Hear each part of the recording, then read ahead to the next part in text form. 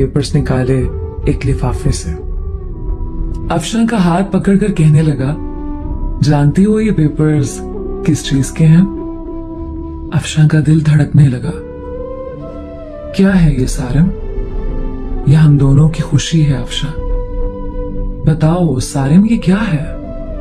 वो प्यार भरे लहजे में बोला, ये हमारे नए घर के पेपर्स हैं। मैंने नया घर लिया है और तुम्हारे नाम किया है। अफशा को यकीन नहीं हो रहा था। अफशा ने देखा, नया घर, वो भी मेरे नाम। अफशा कुर्सी पे बैठ गई, आंखों में आंसू आ गए। सारम, इतनी मोहब्बत। सारम की आंख से पहली बार आंसू झलका था। सारम ने कांपती हुई आवाज में कहा, अफशा एक चीज मांगू? अफशा ने हां में सर हिला दिया। अफशा, हमेशा खुश रहना। जानती हो तुम परी सी हो, मासूम सी, बहुत प्यारी हो तुम। मैं बहुत खुश नसीब हूं तुम जैसी हमसफर मिली मुझे। अफशा, हमारी शादी को 2 साल गुजर गए, लेकिन हमने कभी एक दूसरे को सीने से नहीं लगाया। मुझे आज सीने से लगा लो ना। अफशा ने ना चाहते हुए आज सारिम को सीने से लगा लिया। सारिम जोर से सीने से लगा, रोते हुए कहने लगा, ये बाहें क्या पता फिर नसीब हो ना हो। इतना कहकर सारिम कमरे में चला गया। अफशा को समझ नहीं आ रहा था कि क्या करे। वो सारिम को क्या समझती रही? सारिम कितना अच्छा इंसान है, कितना बुरा सलूक किया मैंने सारिम के साथ। अफशा का दिल चाह रहा था कि सारिम की बाहों में समा जाए। सारिम की बेपनाह मोहब्बत। 2 साल में सारिम को इग्नोर करती रही। सारिम फिर भी मुझे चाहता रहा।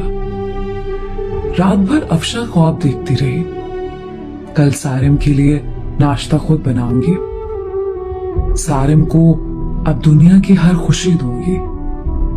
सारिम को अब कभी उदास ना होने दूंगी। रात बीत गई। अफशा उठी, नाश्ता तैयार किया, बहुत खुश थी। शावर लिया, सारिम के उठने का इंतजार करने लगी। काफी टाइम गुजर गया, सारिम ना उठा।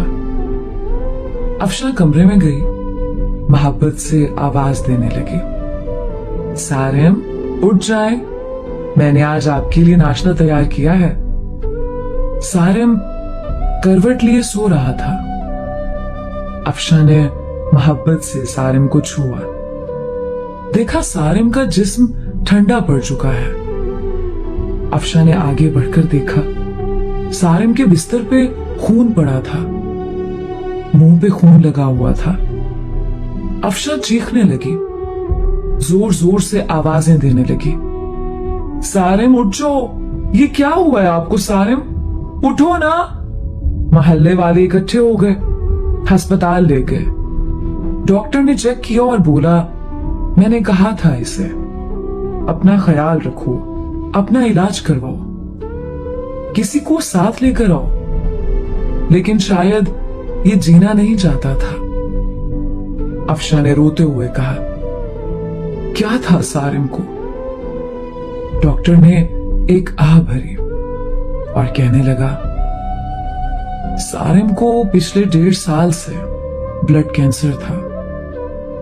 शायद उसका ख्याल रखने वाला कोई नहीं था। मुझे अक्सर कहता था, डॉक्टर साहब मैं किसके लिए जीऊं? कोई है ही नहीं जो मुझे अपना कह सके।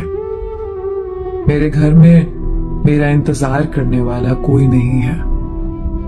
कोई नहीं है जो मुझसे मोहब्बत से पूछे दिन कैसा गुजरा। कोई नहीं है जो मुझे कहे आप थक गए हैं, चलो सर दबा दो। रात को कमरे में अकेला दर्द से तड़पता हूं, लेकिन कोई नहीं है जो मेरा दर्द समझे। अफशा जमीन पे गिर गई। सारिम, ये क्या कर दिया तुमने? सारिम, मुझे माफ कर दो। सारिम, मैं पागल हो गई थी। सारिम, ना जाओ मुझे छोड़कर। सारिम, मैं मर जाऊंगी तुम्हारे बिना।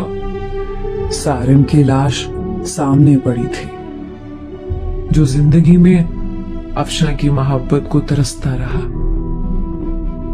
अफशा सारिम के चेहरे को हाथों में लिए चीख चीख कर रो रही थी, लेकिन शायद अब मोहब्बत का वक्त खत्म हो चुका था।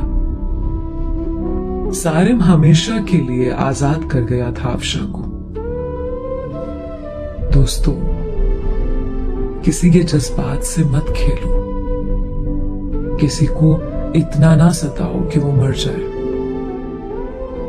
अपने हमसफर को सीने से लगाकर एक दूसरे को गाली देने की बजाय एक दूसरे को चूम लो। अना में मोहब्बत के लम्हों को ना जला देना। छोटी सी जिंदगी है, न जाने कब बिछड़ जाए, कब मौत आ घेरे। मोहब्बत बांटते रहो। किसी के मरने के बाद पछतावे से अच्छा है किसी को जिंदगी में ही सीने से लगा लो।